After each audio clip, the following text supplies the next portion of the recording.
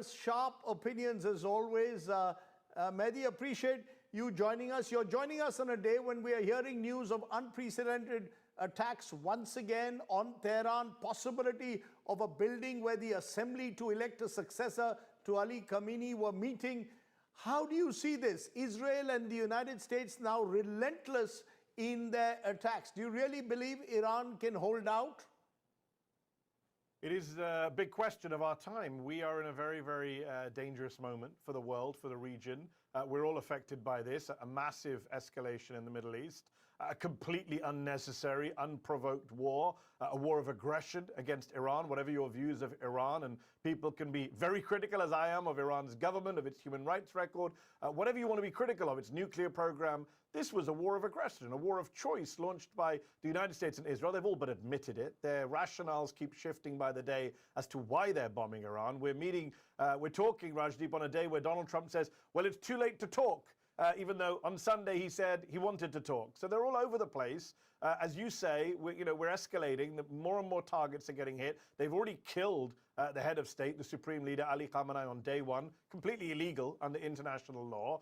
And they've got no strategy to end this. They've got no end goal in sight. They've not explained to the American public or the wider international community as to why they are doing it and when they plan to stop.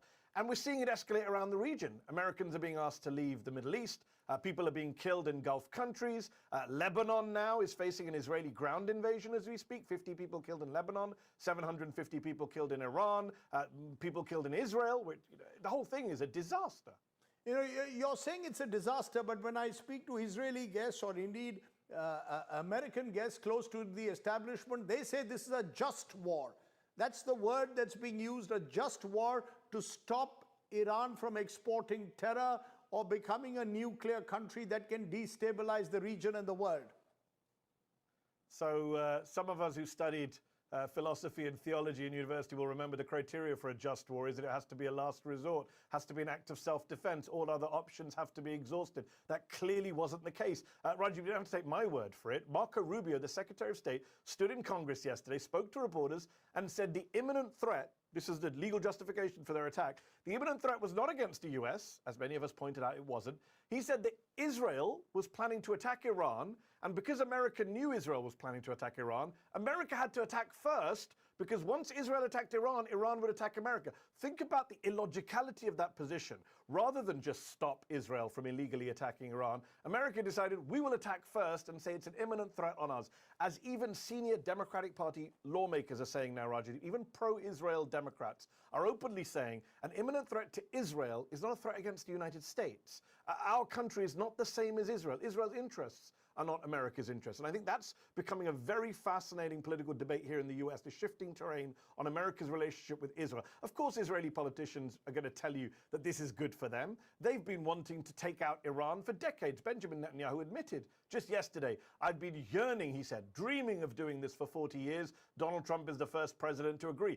Don't forget, Bill Clinton, George Bush, Joe Biden, multiple American presidents, Barack Obama, said no when Netanyahu told them to bomb Iran. When George W. Bush and Dick Cheney thought Iran was a step too far, think about how extreme this step is that Donald Trump has taken in his second term for Netanyahu's sake, and I would argue as a distraction from his domestic economic woes and the release of the Epstein files. Now, you're making an important point. You're claiming that Donald Trump, at least partly, has been driven by the fact to make this a weapon of mass distraction, if I may use that word, from the economic crisis, the Epstein files, and that it is Netanyahu who's leading the aggression, and Donald Trump has chosen to play ball in a way previous American presidents have not. What really has changed?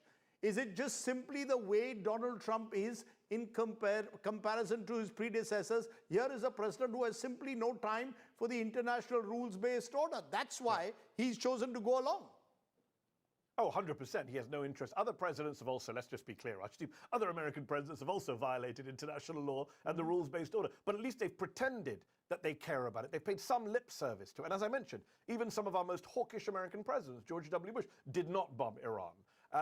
Donald Trump is someone who doesn't care about international law. He doesn't care about national sovereignty. He's a very imperialist-style president. You know, we're taking America back 50, 100, 150 years. We saw what he did in Venezuela at the start of the year. He illegally went in and abducted the sitting president from his bed with his wife and declared himself, Trump declared himself, acting president of Venezuela.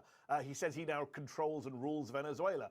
He says he wants to take Greenland away from the Europeans, away from Denmark, completely in violation of international law, the UN and NATO.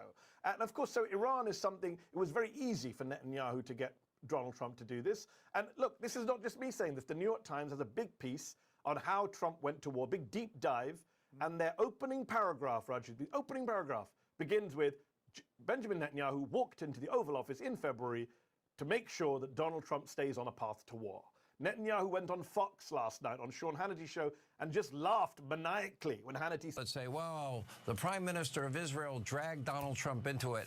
And as somebody that's been friends with him over 30 years, nobody drags Donald Trump into anything, number one, but I want to get your reaction to that.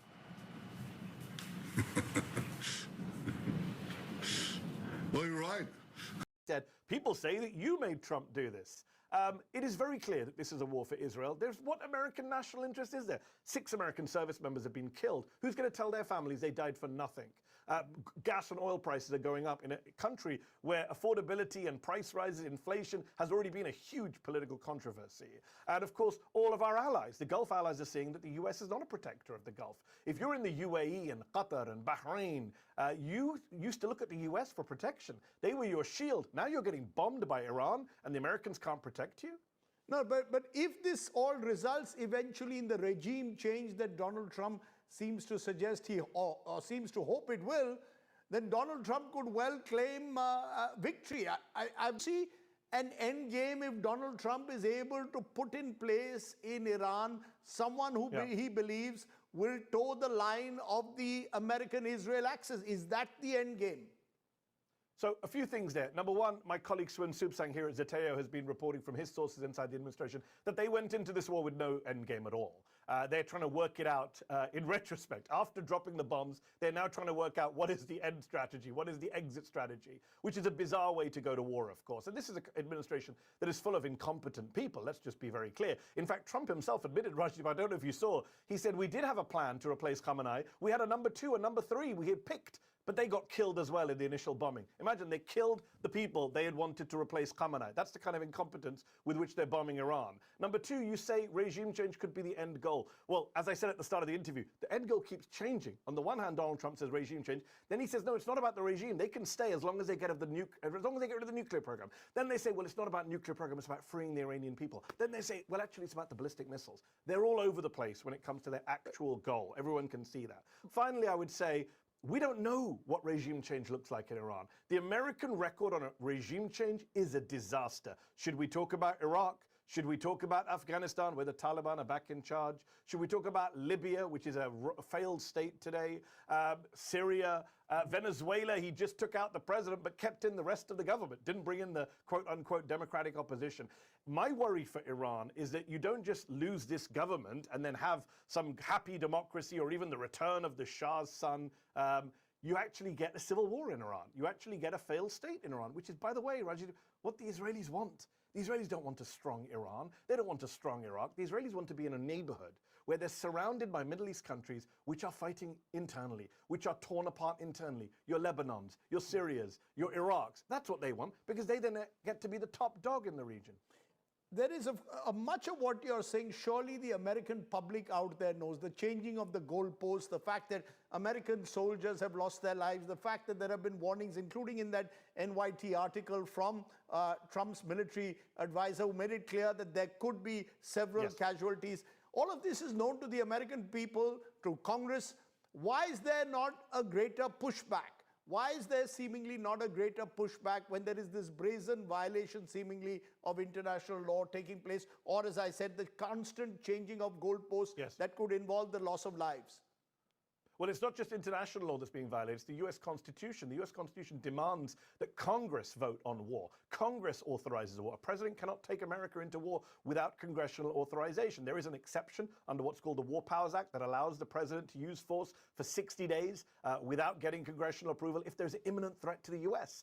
and the intelligence community has made it clear that there was no imminent threat to the US from Iran. Iran was not about to attack America. No one truly believes that. The public are against this war. What's so fascinating, Rajdeep, is that prior to this war, only 1 in 4 Americans supported hitting Iran. Only 1 in 4 Americans. Now, normally when America goes to war, the minute the bombs drop, the minute American soldiers are in harm's way, the American public becomes very hawkish, immediately falls into line behind whatever foreign misadventure Bush or Obama or whoever it is takes them on. In this case, Rajiv, for the first time in my lifetime, in living memory, the American public has not switched. In the polls that have been taken since Saturday, the majority are still against this war. So he's ignoring public opinion. Trump told the New York Post on Monday, I don't care about the polls. He's ignoring public opinion, but there are midterm elections coming up in November. They were already on course to lose those elections, the Republicans. This will only cement that. And by the way, Democrats finally are speaking up. We're seeing for the first time even feckless, spineless Democrats, even those who are in the pro-Israel camp, are coming out and saying, you know what, we should not be fighting this war. This is an illegal war. This is something that's unconstitutional. Gavin Newsom, governor of California, very moderate mainstream Democrat, very pro-Israel guy. He came out yesterday and said, why did we kill 160 schoolgirls for Israel and Netanyahu's sake? And I think those questions are going to keep getting asked. If those questions are going to get asked, what happens next? What's your sense? With Donald Trump, we never know what happens next. Do you believe that he will call a halt, early halt to the war and claim victory? Or as he said yesterday, this could go on for weeks.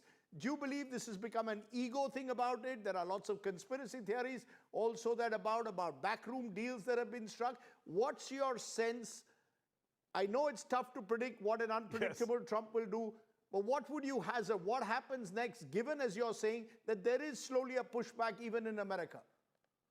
Anyone who makes predictions in Trump's Washington, D.C. is crazy, because this is a man who doesn't even know what he's going to do any day he wakes up in the morning. As you say, Donald Trump could either end this war today and declare victory, mission accomplished style like George W. Bush, or it could drag on for weeks. I suspect I would lean more towards some kind of fake declaration of victory, because one thing we know about Trump, Rajiv, he's not anti-war. This was a myth that Trump would be an anti-war candidate. He likes bombing countries. He bombed 7 countries in 2025, his first year in office. He launched more strikes than Joe Biden launched over 4 years in his first year. He likes bombing countries. What he doesn't like is prolonged conflicts, the quagmire of Iraq. What he always claimed to oppose was a long occupation of Iraq, of Afghanistan. He doesn't want to get stuck in Iran, even though they're talking about ground troops now.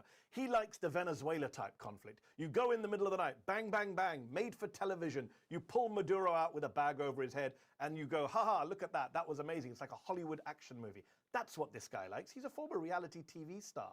This is what he enjoys. He's not some strategist, some geopolitical forecaster. This is something he got pushed into. This is something he doesn't actually care about deep down. He's now committed. He's got a massive ego, probably bigger than any person has ever had in the White House. So he can't, of course, look like he's been defeated. But at some point, he will be defeated, either politically or maybe even militarily. In a sense, therefore, as a final question, if you and I were to talk a month from now, do you believe that the war would still be on? Neither of us are military experts in that sense.